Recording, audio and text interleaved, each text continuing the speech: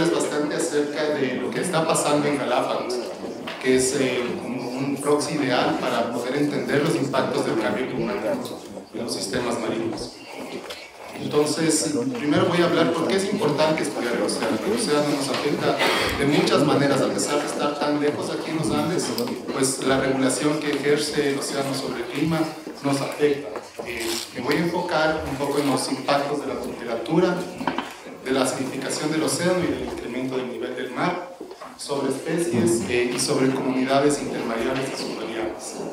Luego voy a hablar acerca de los impactos del cambio climático sobre el funcionamiento de los ecosistemas y cuáles son los vacíos y oportunidades de investigación. Entonces, ¿por qué estudiar el océano? Porque ocupa el 72% de la superficie de la Tierra, pero no solo por eso, sino porque nos ofrece muchos servicios ecosistémicos que son vitales para el hombre. El más importante es la regulación del clima, pero también es una fuente importante de alimento para un gran segmento de la población. Se sabe que el 30% de la proteína que consume el hombre proviene de los océanos.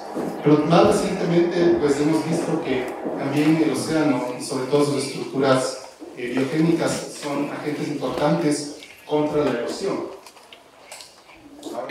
Si podemos un poco a nivel global qué es lo que está pasando con la temperatura de los océanos, vemos por ejemplo que en el caso particular del Océano Pacífico se está calentando a una tasa de 0,05 grados centígrados por década, ¿cierto? Estamos aquí, este es el momento actual, y desde hace 60 años pues la temperatura se ha incrementado en casi 0,5 grados centígrados. Esto es quitando los años del niño y la niña, que son como desviaciones extremas. Entonces, ¿cuáles son los escenarios del cambio climático con respecto al incremento de temperatura? Que tal vez para el 2100, no está equivocado, 2100, la temperatura se vaya a incrementar hacia 4 grados centígrados en el peor escenario, con emisiones muy altas de CO2, o 1 grado centígrado. Y con el evento del niño, pues lo que nosotros tenemos es que cuando tenemos un evento extremo, la temperatura puede llegar a estar sobre los 4 grados centígrados de lo normal. ¿Por qué Galápagos es un modelo ideal? Por varias razones, pero hay que entender en primer lugar dónde estamos ubicados geográficamente. Estamos ubicados a lo largo de la línea ecuatorial. Y lo que es importante ver aquí es un slide que representa la concentración de pigmentos de clorofila A. Es un proxy para ver la productividad primaria, es decir, cuánto están produciendo la base de la cadena trófica. Lo que vemos aquí es que Galápagos es bastante productivo con respecto a lo que pasa hacia el sur y lo que pasa hacia el norte del océano. ¿Por qué? Porque tenemos los vientos alisios. ¿Sí? Los vientos alisios confluyen en la zona ecuatorial y empujan las masas de agua hacia el oeste, ¿cierto? Y esto, sumado al efecto de Coriolis, implica que esta agua que está siendo empujada hacia el oeste, pues se redirecciona hacia el polo norte y hacia el polo sur por efecto del fenómeno de Coriolis. Y esto hace que esta agua que ha sido desplazada, pues sea reemplazada por aguas frías, ricas en nutrientes que vienen del fondo marino. Entonces, lo que es importantísimo tomar en cuenta es que la fuerza de estos vientos va a determinar la salud del sistema de Galápagos, la salud de muchas especies endémicas como los pingüinos o las iguanas marinas que dependen de este sistema tan productivo. Entonces, en un análisis reciente por Wolf, él vio que lo que está pasando en Galápagos es que estamos teniendo climas mucho más extremos, es decir, eventos del niño más calientes o de la niña más calientes, que son más extremos. Entonces, ustedes ven en esta figura de aquí, solo estamos tomando en cuenta las temperaturas de enero y marzo que corresponden al periodo caliente. Y aquí está el niño 82-83, y aquí el de 97-98. Y por otro lado, aquí tenemos el promedio de las temperaturas frías, tomadas en cuenta solo desde agosto hasta octubre. Y vemos también que pues las temperaturas pueden ser muy frías, sobre todo durante años de la niña, como el 82-83, y más recientemente este fuerte fenómeno de la niña que pasó en el 2007. Hay otro que pasó en el 2010 que está mucho más abajo todavía. Entonces, ya con estos extremos de temperatura podemos ver impactos interesantes. Por ejemplo, hemos visto blanqueamiento de corales con estos fenómenos intensos del Niño, pero ahora se ha evidenciado recientemente también blanqueamiento de corales con temperaturas frías, que también genera un estrés termal importante. ¿Qué implicaciones tendría eso para las iguanas marinas? Para las iguanas marinas, obviamente, voy a explicar más adelante el problema de las temperaturas calientes, pero en el caso de las temperaturas frías, eso va a restringir mucho su actividad, ¿no es cierto? Porque dependen del medio externo para calentarse. Ahora, Galápagos no solo tiene pues, variación con respecto al resto del globo, pero también existe mucha variación en cuanto a lo que pasa en las islas en sí. Entonces tenemos una corriente panámica que viene del norte, cuya influencia es mucho mayor de enero a marzo, ¿sí? Que trae aguas calientes, pobres en nutrientes. Tenemos también la corriente de Humboldt, que viene desde el Perú y se caracteriza por traer aguas frías ricas en nutrientes. Y tenemos la corriente subecuatorial, que golpea las Galápagos y que trae bastantes nutrientes también para esta zona, en particular hierro, que es un elemento que también limita la productividad primaria en estas zonas. Entonces, si ustedes ven este mapa aquí, ven que la concentración de clorofila A es mucho más alta en las zonas frías, ¿sí? Entonces, básicamente, esta diferencia de corrientes ha generado que también exista una diferencia en la biogeografía de las islas. Acá tenemos muchas especies que son más típicas de ambientes subtropicales, mientras que acá tenemos especies que son mucho más tropicales, ¿sí? Ahora, ¿qué es lo que es el fenómeno del Niño? Para esto, pues yo creo que la mayoría de ustedes están muy familiarizados, pero cuando tenemos un fenómeno del Niño fuerte, lo que pasa es que estos vientos alisios pues dejan de soplar en esta zona, ¿sí? Entonces, durante esta época del año experimentamos mucha lluvia. De hecho, ahora como estamos en una fase caliente del Niño, hemos experimentado lluvias hasta ahora, hasta mayo, que es ya pues, un periodo en el cual la temperatura debería haberse comenzado a enfriar. ¿Y qué es lo que pasa cuando pues, estos vientos no están presentes? Como en esta situación, es que la termoclina se hace mucho más profunda. La termoclina es esta capa que separa las masas de agua caliente que se ubican por encima de las masas de agua fría. Y lo que es importante sobre este concepto es que cuando esta termoclina se hace mucho más profunda, como en este caso de acá, los nutrientes quedan atrapados debajo de esta termoclina y no están disponibles para los productores primarios, lo cual provoca pues una disminución dramática de la productividad primaria, particularmente en fenómenos del Niño fuertes como 82-83 y 97-98. Estudios hechos en otras partes del mundo han demostrado que cuando se incrementa la temperatura también disminuye de manera progresiva la productividad primaria. Entonces, históricamente, ¿qué es lo que hemos visto? Este es un índice que se llama el índice multivariado del Niño y toma varios factores para poder decir si es una época caliente en rojo o si es una época fría, ¿sí? Ahora ustedes están viendo datos desde 1950 hasta el 2015. Este mapa fue actualizado el 7 de mayo del 2015 y nos demuestra, por ejemplo, que hemos tenido como más o menos 3 periodos aquí, que más o menos involucran periodos de tiempo de 20 a 30 años. Entonces, desde 1950 a 1975 tuvimos un periodo relativamente frío, ¿sí? Desde 1975 hasta el año 2000, un periodo relativamente caliente, y ustedes pueden ver que la desviación de estos índices fue mucho más alta en esta época. Y a partir del 2000 hubo una transición hacia una fase fría, ¿sí? Esta fase fría coincidió con eventos de la Niña bastante importantes y extremos y eventos del Niño relativamente débiles. Entonces, ¿qué es lo que es importante acerca de esto? Es que estudiar estos fenómenos, cada uno de ellos es relevante porque la duración del evento y qué tan extremo es, va a dictar cuánto va a cambiar el sistema, ¿cierto? Entonces, lo que hay que tomar en cuenta es que cuando tenemos un evento del 82, 83, o 97, 98, eventos extremos como la Niña, podemos cambiar a estados alternativos que tal vez son estables y permanentes, como les voy a mostrar.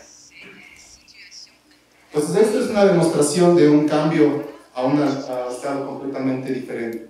Esto es como lucía la zona intermareal de Galápagos, que es la zona rocosa, la costa, antes del Niño 82-83. ¿Sí? Es una foto tomada en 1975. Y ustedes pueden ver que esta alga, que se llama Bolsevilla galapagensis, desapareció completamente del sistema después del fenómeno del Niño 82-83. Y lo que vemos ahora pues es este tipo de estructura que está cubierta por rocas de lava volcánica, que también pues debido a su naturaleza pueden alcanzar temperaturas bastante extremas. Entonces ustedes comparan esta cobertura con este tipo de ambiente y ven que hay una simplificación en cuanto a la estructura de la comunidad. Desgraciadamente no supimos cuál era el papel de esta alga en esa época y tampoco qué organismos estaban asociados a ella. Este es el esquema actual, obviamente no luce tan vacío, pero ya no se observan estas macroalgas bastante importantes, como ustedes pueden ver. Hay otros ejemplos también de extinciones, no solo con algas, sino también con especies de peces. Por ejemplo, esta lamicela, Ausurina eupalama, pues no ha sido vista desde el 82-83 y se cree que está extinta. Pero no todo es malo. También tenemos especies que han arribado a las Galápagos debido a estos fenómenos del Niño. Y este es un pez que se llama Sanclus cornutus, que es un pez demasiado, muy bonito y que le gusta bastante a los buzos. Entonces, este pez es un nuevo arribo que llegó a las Galápagos en el 82-83. En el 97-98 también vimos una especie nueva de langosta. Es una especie de langosta espinosa que no había sido visto antes y que los pescadores comenzaron a capturar. Desgraciadamente esa especie no llegó a establecerse, pero esto hubiera implicado que esta especie podría también haber contribuido a la pesquería local. Ahora esto es un poco más parte del trabajo que yo he hecho y involucró realizar experimentos durante el fenómeno del Niño 97-98 con las iguanas marinas. Entonces básicamente lo que hacíamos era poner cajas en la zona intermareal rocosa que les indiqué anteriormente para poder excluir a las iguanas de parches pequeños y ver cuál es su papel ecológico. Entonces las barras negras representan tratamientos en los cuales las iguanas estaban presentes, mientras que las barras blancas representan tratamientos cuando las iguanas estaban ausentes. Y este panel de acá representa lo que pasó durante la niña y esto es lo que pasó durante el niño. Entonces si ustedes ven en este slide el porcentaje de cobertura de la vulva, que es el principal alimento de las iguanas marinas, era muy bajo cuando las iguanas estaban presentes, obviamente porque había poca comida y la poca comida que tenían pues se la comían, ¿no? ¿Y qué es lo que pasaba cuando ellos se comían esto? Pues abrían espacio para otras especies, como este filamento café que se llama Hintsia michelae, que es una alga que es de poco valor nutricional para las iguanas marinas y que llegó a ocupar hasta el 60% del sustrato primario en esa época. ¿Qué es lo que implica esto? Que las iguanas marinas exacerbaron el impacto del cambio climático al abrir espacio para otras especies que son de afinidad mucho más tropical. Y cuando estudiaron los cuerpos de las iguanas, se encontró que había bastante de esta alga poco digerida en su estómago. Entonces, de bajo valor nutricional y muy difícil de digerir. Y esto provocó una mortalidad bastante elevada de iguanas marinas, que en algunos sitios llegó al 90%. Y todo se basa por esto del calentamiento de la superficie del agua y cómo pues, este calentamiento se va profundizando hasta casi 150 metros de profundidad. Y esta barrera física pues, impide que estos nutrientes lleguen hacia la superficie. El caso contrario pasa durante fenómenos de la niña, cuando existe pues mucho más comida, las aguas son mucho más frías y son más ricas en nutrientes, entonces no solo tenemos que añadir que hay más alimento, pero también que existe menos competencia porque había una alta mortalidad. Entonces lo que esperaríamos es que las poblaciones de iguanas en estos momentos se recuperen, y de hecho cuando transicionamos hacia la niña vimos que la cobertura de vulva en ausencia de los consumidores llegó al 80%. Cuando los consumidores estuvieron presentes, pues se vio que estaban moviendo aproximadamente un 60% de esta cobertura. ¿Sí? Ahora, uno pensaría que las iguanas se van a recuperar, pero existen otros impactos antropogénicos que podrían pues estar afectando esta recuperación. Entre estos tenemos los derrames de combustible.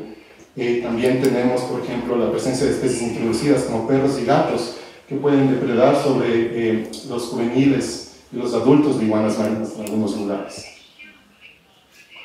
Ahora, este es un experimento mucho más reciente que lo realicé en 3 sitios distintos del archipiélago que contrastan con su productividad y su temperatura.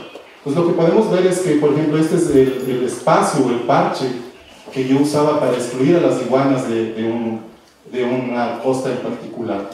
Y esto es solo lo que queda cuando yo levanté esta caja que estaba excluyendo las iguanas. Entonces ustedes ven a su alrededor, no existe nada de comida para las iguanas, porque lo poquito que existe, pues ellas se lo comen, ¿sí? Esta es una iguana de Genovesa, que es una isla que queda al norte del archipiélago. Entonces allá, como les había dicho, las temperaturas son más altas y la calidad de la comida en general es más baja, porque existe menos nitrógeno. Entonces, cuando nosotros abrimos esta cajita, esta iguana marina vino corriendo a comerse esta comida, que era mi experimento. Entonces ustedes pueden ver que en este caso particular, en zonas de poca productividad, las iguanas tienen una limitación bastante importante de alimento. De ahí que su tamaño sea mucho más pequeño. Por ejemplo, las iguanas de Genovesa, en esta foto particular, solo llegan a pesar 1 kilogramo, mientras que las iguanas de otras zonas mucho más productivas pueden llegar a pesar hasta 12 kilogramos. Entonces aquí la pregunta válida es cuál de estas dos poblaciones de iguanas va a ser más resistente o resiliente al cambio climático. Las que tienen poca comida o las que tienen mucha comida. Entonces este gráfico de aquí corresponde a la biomasa de algas que extrajimos de un parche similar a este, ¿no es cierto? Entonces vemos que la biomasa disponible, como les dije, en zonas de poca productividad es muy pequeña, porque hay pocos nutrientes. Pero conforme vamos hacia otros lugares, vemos que la cantidad de comida para las iguanas es mucho más abundante. En zonas de alta productividad, como les dije, las iguanas pueden llegar a pesar hasta 12 kilogramos.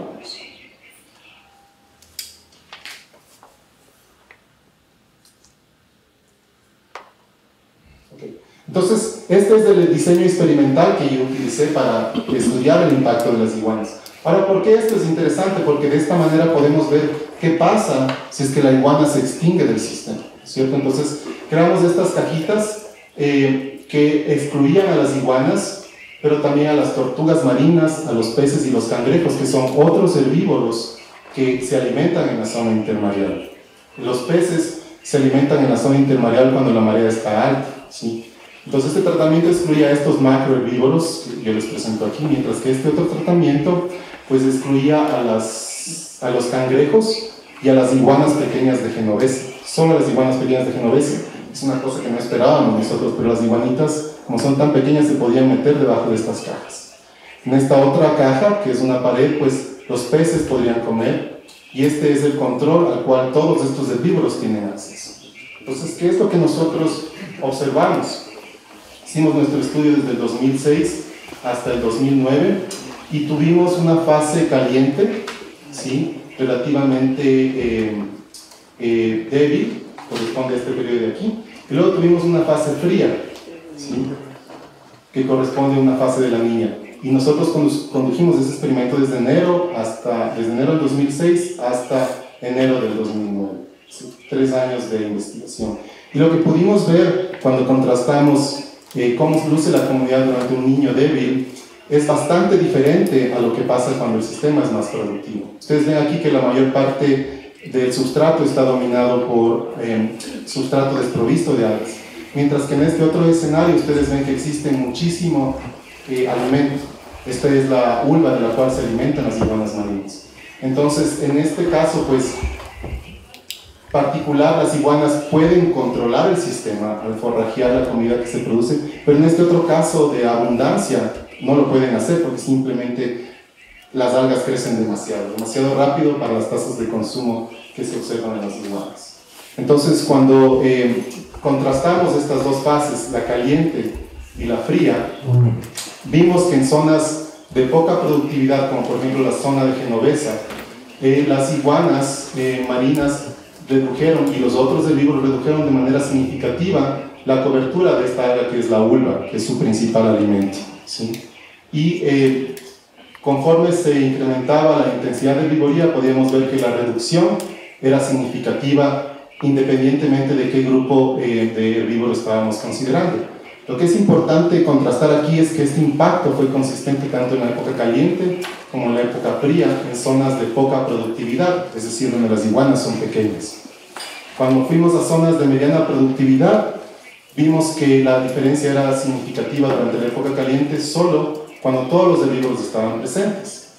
Pero durante la época fría vimos que había una respuesta completamente distinta. Es decir, vimos que las iguanas, al estar presentes, al igual que todos los otros herbívoros, incrementaban la cobertura del alimento, de su alimento.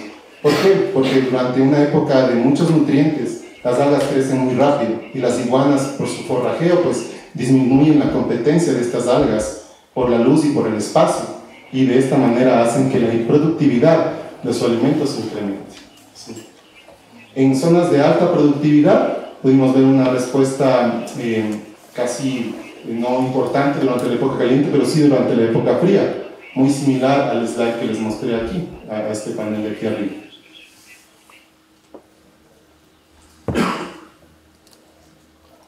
En cuanto a diversidad, ¿qué es lo que pasó? Esto, repito, son las zonas de productividad baja, iguanas pequeñas, media y alta, iguanas sumamente grandes. Y estoy otra vez contrastando la época caliente y la época fría. ¿Y qué es lo que vimos? Que en Genovesa, las iguanas cuando están presentes, es decir, en estos parches de acá, disminuyen la diversidad. ¿Sí? Cuando están ausentes todos los herbívoros, en cambio la diversidad se incrementa. ¿Sí? ¿Cómo pasa esto? Es que aquí las tasas de crecimiento son bastante lentas. Entonces cualquier alga que crece es tomada por las iguanas marinas y eso hace que la diversidad disminuya. Cuando contrastamos los sitios de alta productividad, en cambio tenemos un patrón completamente diferente. Vemos que las iguanas, cuando están presentes, que representan estos parches verdes de aquí, incrementan la diversidad, porque cuando las excluimos del sistema, el sistema está monopolizado por una sola especie. ¿Sí? Entonces, el contexto ambiental depende mucho en el resultado de cuál va a ser el impacto de las iguanas. Ahora hicimos otros experimentos muy similares a lo que ayer hablaban sobre tal vez pintar los Andes, ¿no? Hay una sugerencia de Galápagos de pintar las rocas de blanco para disminuir los impactos de la temperatura, pero es una idea descabellada. Pero nosotros utilizamos placas acrílicas para simular el calentamiento global, ¿cierto? De diferente color. ¿Por qué? Porque el color negro generalmente absorbe la mayor cantidad de rayos solares, mientras que el color blanco lo refleja. ¿Sí? Cuando medimos la temperatura de estas placas a lo largo de un periodo de 3 meses, vimos que las placas negras se calientan mucho más que las blancas, en ocasiones hasta 10 grados centígrados por encima de las placas blancas. ¿Sí? Y nuevamente replicamos este experimento que yo les mostré a menor escala, pero con estas placas acrílicas para manipular la temperatura. Y vimos que cuando los herbívoros estaban presentes durante la estación caliente, que exacerbaba mucho más el impacto del cambio climático al forrajear mucho más. A pesar de que las diferencias no fueron significativas con respecto a las placas blancas, sí hay una diferencia considerable en cuanto a la cantidad de biomasa de algas presentes. Cuando excluimos a los herbívoros, vimos un patrón muy similar durante la época caliente. Pero lo que fue interesante para nosotros fue encontrar que durante la estación fría, la presencia de herbívoros incrementa mucho más la biomasa de algas, ¿sí? Que cuando las placas están mucho más calientes. Entonces, en esta época fría, nuevamente se enfatiza el rol positivo que tendrían los herbívoros al incrementar la biomasa de las algas de las cuales se alimentan.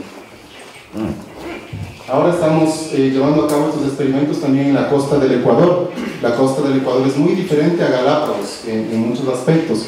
Y uno de los aspectos más interesantes es el tipo de sustrato que tenemos allá, que es de limo, no es roca basáltica, sino es limo. Y estas rocas pues son mucho más propensas a la erosión, pero también no son tan calientes como la roca basáltica negra que vimos en Galápagos. Estos resultados todavía están siendo analizados, pero estamos utilizando, aparte de este tratamiento de color, también estamos utilizando nutrientes para ver qué pasa cuando manipulamos la temperatura, pero también la cantidad de nutrientes presentes. Entonces, para eso utilizamos fertilizantes que ponemos debajo de estas placas y vemos qué tipo de algas crecen. En épocas del niño tienen poca comida y de bajo valor nutricional, lo que implica que las iguanas con el tiempo se van a hacer mucho más pequeñas. Ahora, ¿qué implica esto?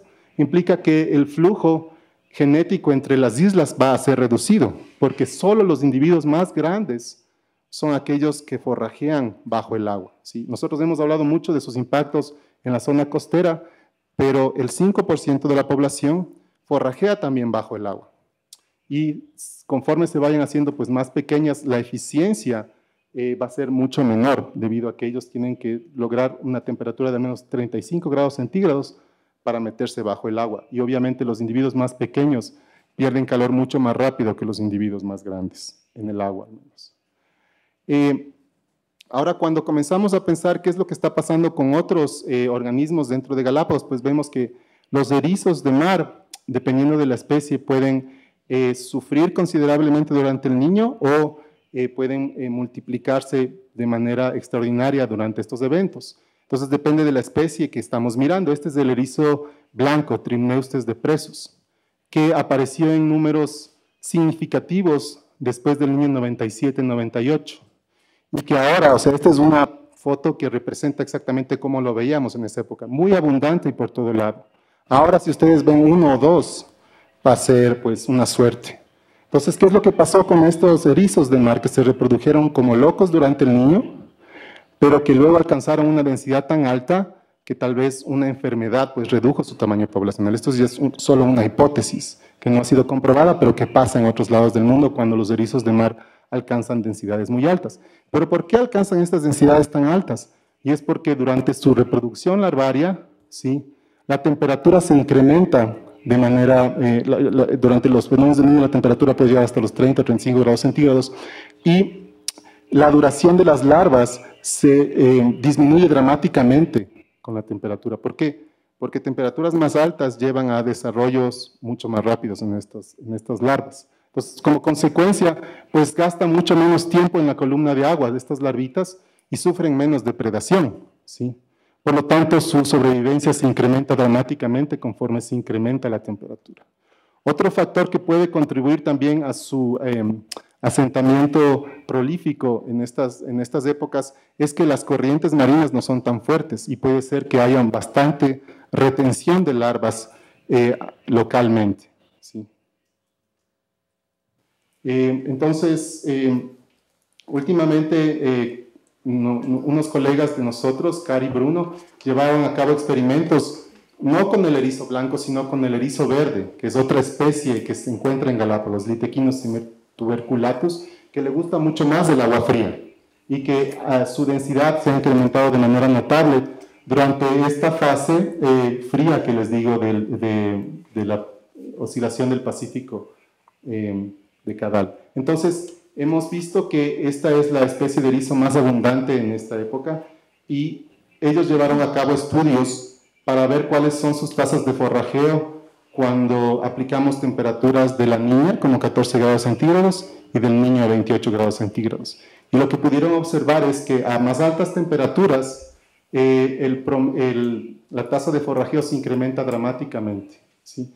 Aproximadamente un 50% más de remoción de algas se produce cuando los erizos experimentan temperaturas más calientes. Ahora, ¿qué implica esto? Los erizos pueden competir con las iguanas. Entonces, en escenarios más calientes, lo que esperaríamos es que exista mayor competencia entre estos herbívoros de diferentes especies y esto afecte negativamente, obviamente, a las iguanas, que son organismos endémicos de las islas. En este otro panel podemos ver que, obviamente, este incremento de temperatura incrementa las tasas metabólicas. Y de ahí a que el consumo de oxígeno sea mucho más alto en tratamientos con temperatura alta, ¿sí? Y esta es otra comprobación de que existe mucho más tasas metabólicas más altas en los tejidos al encontrar un mayor nivel de oxígeno en los tejidos de los erizos. Entonces, esta es una comparación interesante. Esta es la zona intermareal donde se llevan a cabo mis estudios, ¿sí? Y esto es una zona altamente productiva, donde existen muchas algas, las algas crecen muy rápido, y esta es la parte submareal. Sí, esta es una foto en Fernandina, que es una de las islas más frías del archipiélago. ¿Qué es lo que ustedes ven aquí? que las algas aquí todavía están intactas, las algas verdes, ¿no? Hay forrajeo, pero las tasas de crecimiento son lo suficientemente rápidas. Sin embargo, nosotros no tenemos erizos en la parte intermareal, porque probablemente sufren depredación aquí o porque probablemente el estrés termal que experimentan acá es mucho más alto.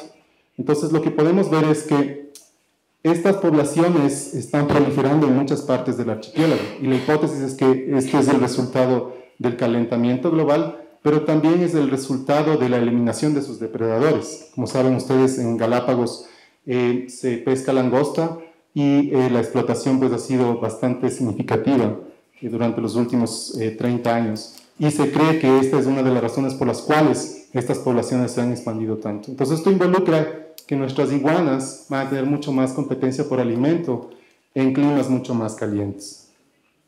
Entonces, para estudiar en mejor detalle estos procesos, estamos en las etapas tempranas de utilizar este laboratorio, este mesocosmos que hemos construido, para justamente poder ver cómo el desarrollo larvario de los erizos de mar se ve afectado por la temperatura. Es un trabajo que ha sido desarrollado por una de mis estudiantes, Denise Vallejo, y la idea es no solo manipular temperatura, pero también manipular alimento, manipular el pH, etcétera, entre otros factores. Y pues los resultados iniciales que ella pudo ver es que las larvitas en temperaturas calientes crecen mucho más rápido. Esto es una larva pluteus de un erizo de mar verde, ¿sí?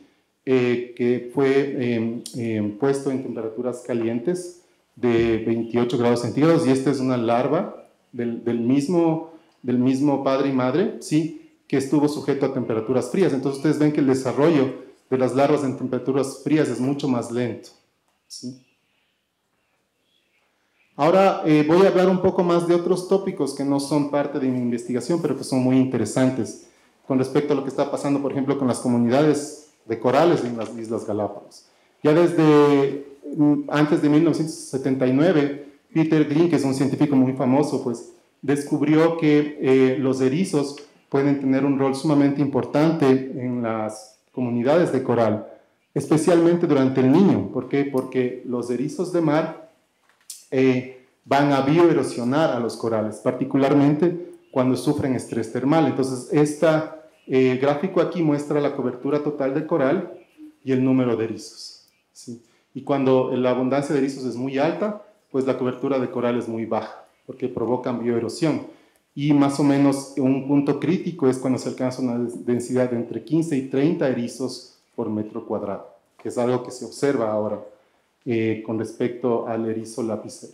Entonces, si nosotros sumamos a la bioerosión, a la acidificación de los océanos, pues tenemos que tal vez el panorama para las corales no es muy alentador en las Islas Galápagos, ¿no es cierto? Ya hablamos de este proceso antes, pues simplemente lo que quiero enfatizar es que mientras más iones de hidrógeno existen en el océano, pues es mucho más difícil para organismos que utilizan el carbonato de calcio producir estas estructuras. Y aquí tenemos a los erizos, tenemos a los corales, tenemos a las langostas, es decir, tenemos recursos que también son parte de nuestro alimento. Entonces, esta es nada más una fotografía del pH, y como vemos, pues el pH, como habíamos dicho ayer, ha disminuido en 0,1 unidades, y eso implica que ha habido una acidificación del 30% en los océanos, porque esto está en una escala logarítmica, ¿sí? Lo que vemos es que el pH, el cambio de pH en el mundo, pues no es uniforme, ¿sí? Y en Galápagos se caracteriza por tener zonas que pueden ser particularmente más ácidas que otras, especialmente las zonas que tienen bastantes afloramientos. Entonces, este es un estudio publicado por Manzanello en el 2014 que relaciona las tasas de calcificación de los corales, es decir, cuántos gramos por centímetro cuadrado por año están siendo construidos los corales a diferentes pHs, ¿sí? Entonces, este estudio se llevó a cabo en diferentes islas. En las islas del norte de Darwin y Wolf, que no tienen mucho impacto de los afloramientos de la corriente subecuatorial que les dije que afecta a esta zona, y están representados por estos gráficos de aquí. Y acá pues tenemos Marchena, tenemos Punta Pit, que está acá en San Cristóbal, tenemos, esto es Floriana, ¿sí? Tenemos Puerto Villamil en Isabela, y tenemos Urbina Bay, acá entre Fernandina e Isabela. Y lo que podemos ver aquí es que los afloramientos son mucho más importantes en esta zona, ¿sí? Que la corriente subecuatorial puede tener también sus ramificaciones en estos sectores y que esto se relaciona con el pH del sitio. Entonces el pH es mucho más alcalino en la zona, en las islas del norte, y es mucho más ácido en zonas donde los afloramientos son fuertes, ¿sí? Y esto se ve reflejado en las tasas de calcificación que les había dicho. Son tasas de calcificación altas en las islas de Darwin y Wolf, pero relativamente bajas en las islas que sufren afloramientos constantes, ¿sí?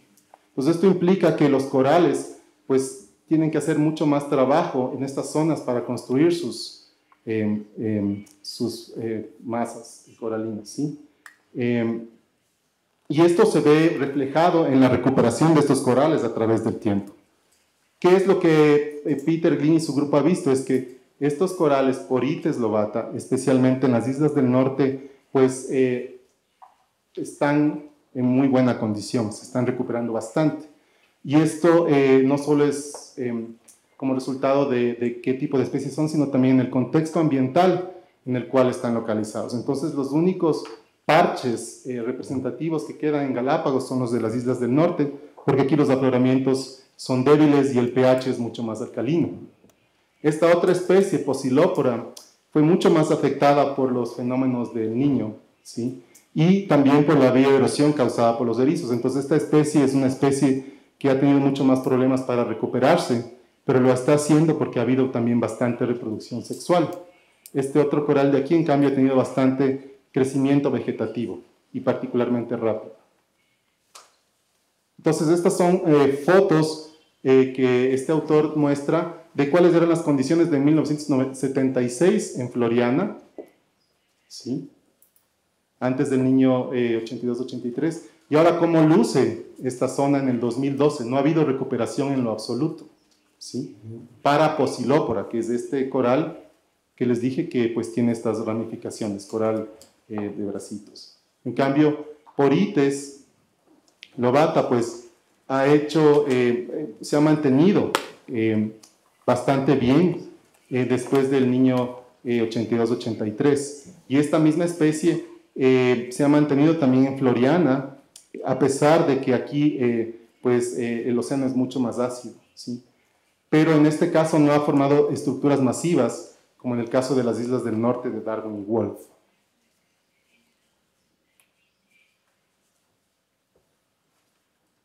Hoy estamos teniendo algunos problemas con los slides, pero este es un mapa del nivel del mar actual, ¿no es cierto? Entonces vemos que desde el 1901 a 2010 el mar ha subido en 0,20 metros a nivel mundial. Pero existen bastantes diferencias en cuanto a este crecimiento. Por ejemplo, en zonas cercanas a Galápagos, el incremento del nivel del mar no ha sido tan extremo. Y esto se puede deber a la fase fría que hemos experimentado recientemente. También podemos ver que durante el Niño, por ejemplo, el nivel del mar en las Islas Galápagos puede llegar a incrementarse hasta 30 o 40 centímetros, lo que corresponde al Niño 82-83 y 97-98. Y las predicciones del IPCC en el mejor escenario para el año 2100, perdón, aquí no es 2010 sino 2100, es que el nivel del mar suba hasta 44 centímetros en el mejor escenario, que ya está pues siendo simulado por las condiciones del Niño, o que crezca hasta 74 centímetros. ¿Y qué implicaciones tiene esto? Pues recientemente sufrimos un oleaje bastante fuerte en las Islas Galápagos, del cual ustedes tienen conocimiento. Esto es San Cristóbal, y ustedes pueden ver la acción del oleaje sobre estas estructuras artificiales que nosotros construimos con mucho agrado, pero que no están bien adaptadas para el cambio climático, como les voy a demostrar. Aquí también hay estos lobitos de mar que tuvieron que refugiarse en esta zona de acá, por fuera de del muro que construyeron los del municipio de Cristóbal, para justamente impedir el acceso de los lobos hacia estas estructuras. Lo que tengo que enfatizar es que los lobos son una constante aquí en Galápagos, sobre todo en Puerto Vaquerizo Moreno, y están en cercano contacto con los humanos. Entonces, en este tipo de estructuras, estos organismos no tienen dónde refugiarse, ¿sí?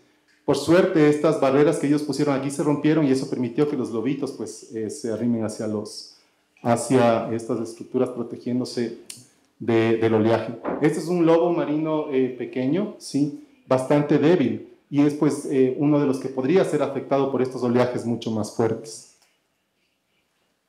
Ahora aquí quiero demostrar nada más el contraste de lo que era San Cristóbal antes. Esta era la forma en que San Cristóbal era y luego pues se construyó un muro a lo largo de toda esta costa. Cuando nosotros vimos los impactos, comparando estas zonas que son naturales con estas, vimos que el impacto a nivel humano pues era mucho más grande en esta zona de acá. ¿Por qué? Porque estos muros de concreto no absorben la energía, ¿sí?